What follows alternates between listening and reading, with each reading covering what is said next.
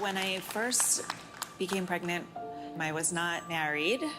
I actually had just graduated high school, and I really was so nervous to tell my family, especially my grandparents.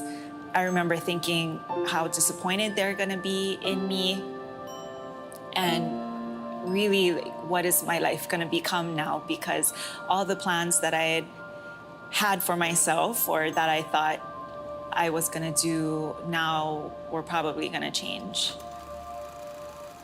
So one thing that I used to believe as something true in my life was to be an independent person.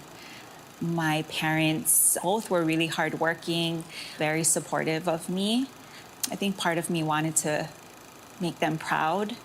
I felt like the more independent I was, the less I had to worry about whether or not I would have somebody there. As I was striving to still make up for, the sin or mistakes, I continued to lead a reckless lifestyle. Then it kind of went back to that thought of needing to be independent again, because I wanted to make up for my mistake of getting pregnant, not being married, and prove to my family that I could do this. I don't need help, and I got this.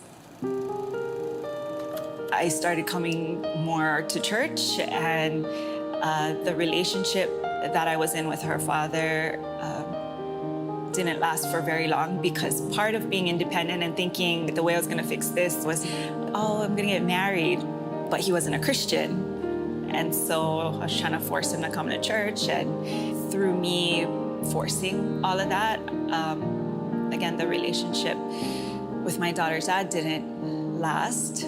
I started looking for acceptance somewhere else. And so about 3 years later, I actually ended up getting pregnant again, but this time through a different relationship. Of course, I felt more shame in my second pregnancy. I also tried to force him to come to church, and we did end up getting married because it was something that I was trying to push and I was trying to fix. Just a little over a year later, we got divorced. Here I was, 2 kids, 24 and divorced, thinking, well, no one's gonna want me anymore.